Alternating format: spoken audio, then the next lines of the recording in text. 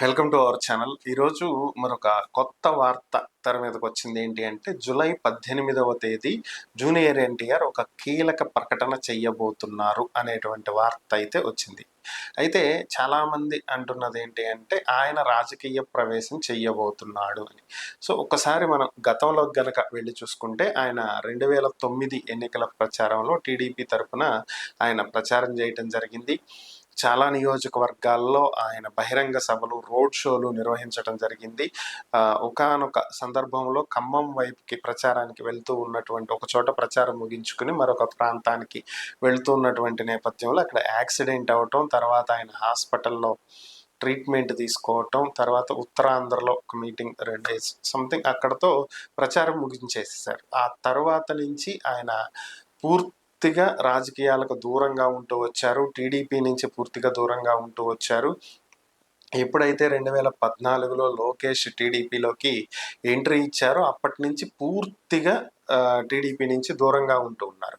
ఈ చాలా సందర్భాల్లో ఆయన రాజకీయాలకు సంబంధించి అనేక సందర్భాల్లో అనేక ఇంటర్వ్యూలో చాలామంది ప్రశ్నించినప్పటికీ కూడా ఆయన మరలా రాజకీయాల్లోకి వస్తానని కానీ టీడీపీ పార్టీలో ఉంటానని కానీ ఇలాంటివి ఎప్పుడు ఆయన చెప్పినటువంటి సందర్భాలు లేనే లేవు. అయితే ఇటీవల ఒక సందర్భంలో ఆయన టీం ఒక ప్రకటన చేశారు. జూనియర్ ఎన్టీఆర్ ఒక స్వచ్ఛంద సేవా కార్యక్రమాలు చేపట్టబోతున్నారని చెప్పి దీనికి సంబంధించి చాలామంది ఆయన టీం పేరు చెప్పుకుని ఆయన పేరు చెప్పుకుని వసూళ్లకు పాల్పడుతున్నారు, దయచేసి ఇలాంటి వాటిని నమ్మవద్దు, సో వీటి జోలికి వెళ్ళొద్దు, ఇది ఎన్టీఆర్ చేస్తున్నది కాదు, ఎన్టీఆర్ కానీ ఎన్టీఆర్ టీం కానీ ఎవరు కూడా ఇలాంటి వసూళ్లు చెయ్యట్లేదు, ఎవరికైనా ఏదైనా సహాయం చెయ్యాలి అనుకుంటే ఆయనే నేరుగా చేస్తారు, ఎవరు ఎలాంటి డబ్బులు ఇవ్వాల్సినటువంటి అవసరం లేదు, అలాంటి మీరు నమ్మకండి, ఆయన అలాంటివి ఎప్పుడు అడగలేదు అని చెప్పి వాళ్ళ టీం క్లారిటీ ఇవ్వటం జరిగింది.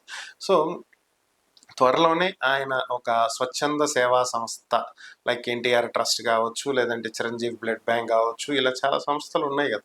సో ఇలాగే ఏదైనా ఒక సంస్థ స్టార్ట్ చేయబోతున్నారు, నలుగురికి ఉపయోగపడే విధంగా సహాయం చేయటానికి ముందుకు రాబోతున్నారు అనేటువంటి వార్తలు అయితే వచ్చాయి.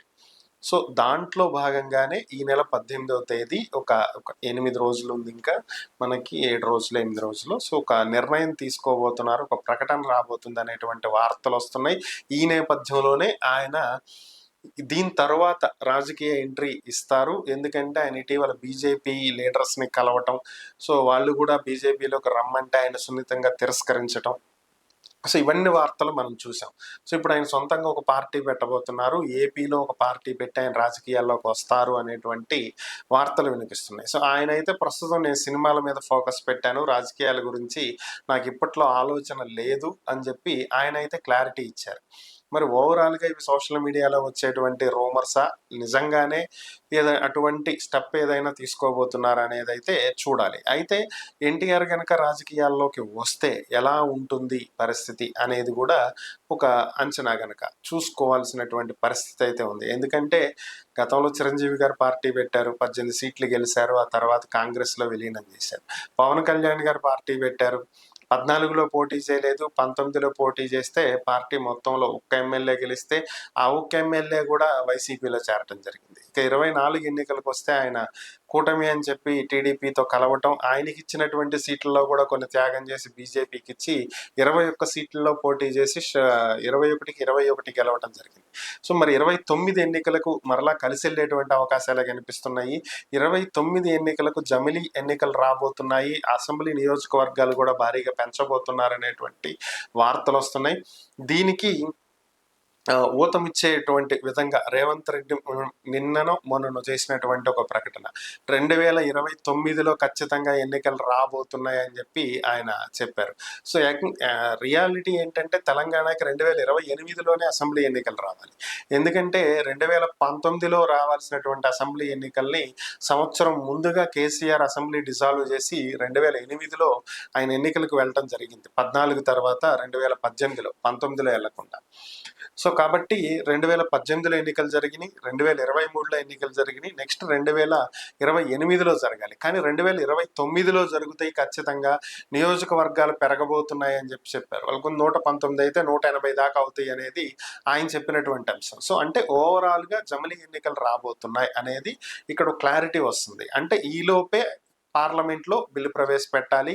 ఈ నియోజకవర్గాల పునర్విభజనకు సంబంధించి, రిజర్వేషన్లకు సంబంధించి, వీటన్నింటికి సంబంధించి బిల్లులు పాస్ అవ్వాలి. మొన్న ప్రవేశపెడితే ఆల్రెడీ విపక్షాలు దాన్ని వ్యతిరేకించడంతో వీగిపోయినాయి. మరలా రేపు వర్షాకాల సమావేశంలో పెడతారా, మరి లేదంటే ఇంకేమన్నా ఆలోచనలు ఉన్నాయా అనేది చూడాలి.